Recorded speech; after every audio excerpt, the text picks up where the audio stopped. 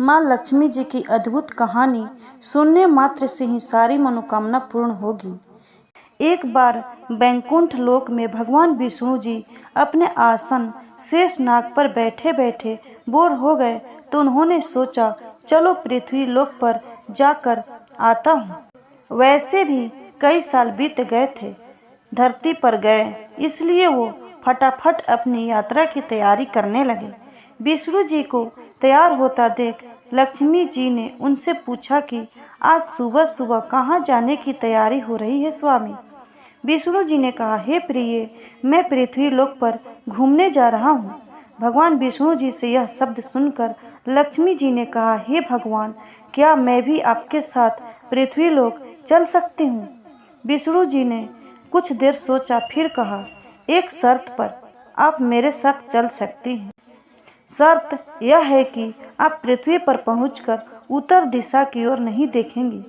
पहले तो लक्ष्मी जी के मन में आया कि प्रभु ऐसा शर्त क्यों रख रहे हैं, लेकिन फिर उनके मन में आया कि ज़्यादा प्रश्न करूंगी तो वो नाराज होकर मुझे ले जाने से कहीं मना न कर दें।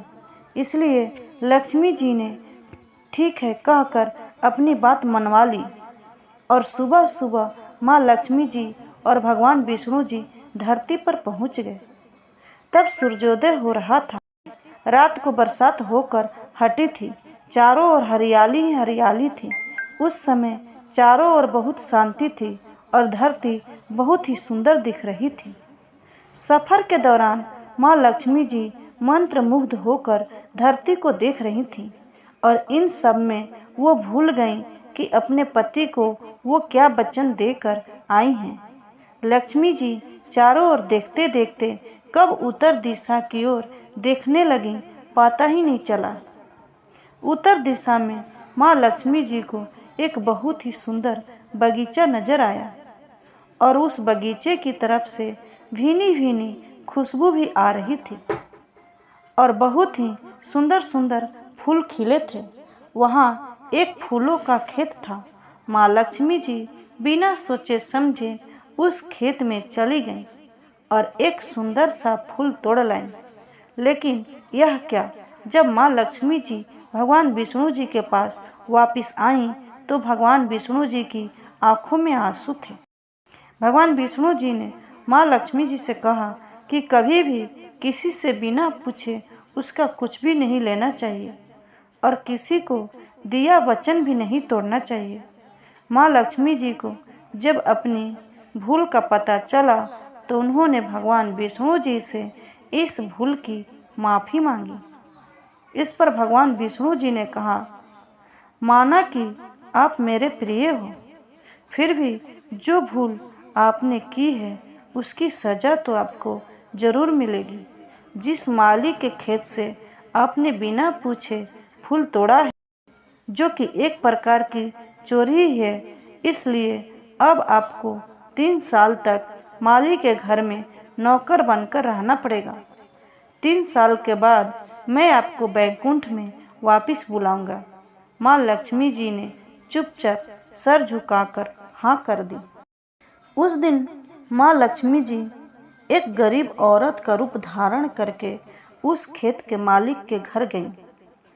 घर के यहाँ एक झोपड़ा था। मालिक का नाम माधव था। घर में माधव की बीबी, 2 बेटे और 3 बेटियां थीं।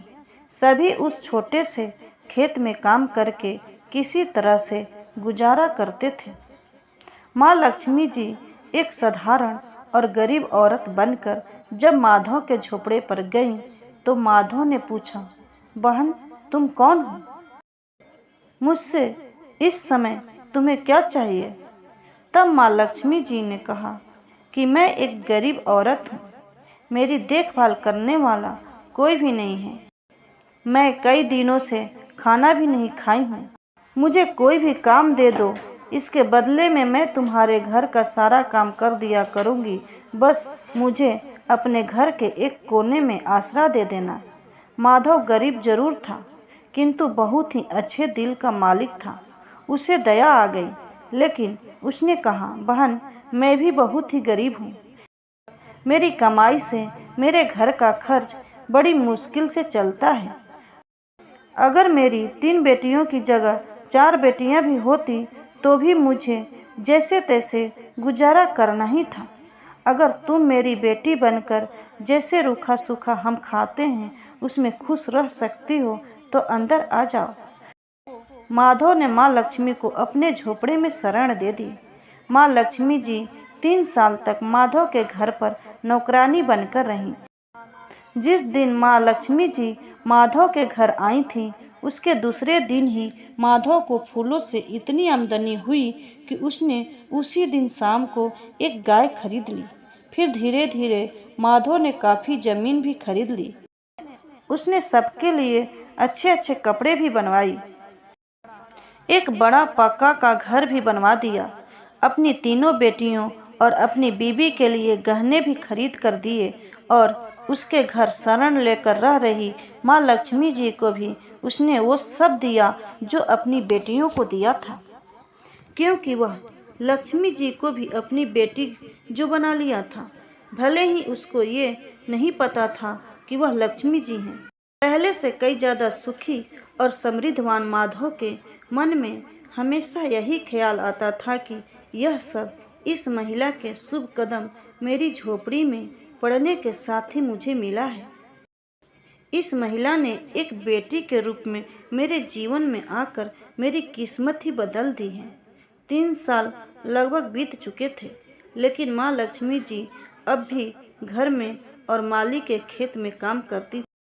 एक दिन माधव जब अपने खेतों से काम खत्म करके घर आया तो उसने अपने घर के सामने के द्वार पर एक देवी स्वरूप गहनों से लदी एक औरत को देखा।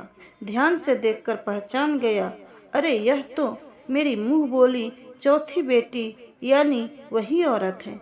वो पहचान गया कि यह तो माँ लक्ष्मी है। अब तक माधव का पूरा परिवार बाहर आ गया था और सब हैरान होकर माँ लक्ष्मी जी को देख रहे थे। माधव बोला, हे माँ, हमें माफ़ कर दीजिए, हमने आपसे अनजाने में ही घर और खेत में काम करवाया है। माँ, यह कैसा अपराध हो गया हमसे। हे माँ, हम सबको माफ़ कर दीजिए। माँ लक्ष्मी जी मुस्कुराकर बोली, हे माधव, तुम बहुत ही अच्छे और दयालु व्यक्ति हो। तुमने तो मुझे अपनी बेटी की तरह ही रखा, अपने परिवार के सदस्य की तरह ही मान सम्मान दिया। इसके बदले मैं तुम्हें वरदान देती हूँ कि तुम्हारे पास कभी भी खुशियों की और धन की कमी नहीं होगी। तुम्हें वो सारे सुख मिलेंगे जिसके तुम हकदार हो।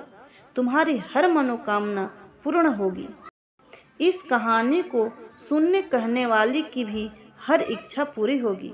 कहकर माँ लक्ष्मी जी अपने स्वामी के द्वारा भेजे रथ में बैठकर बैकुंठ को चली गई।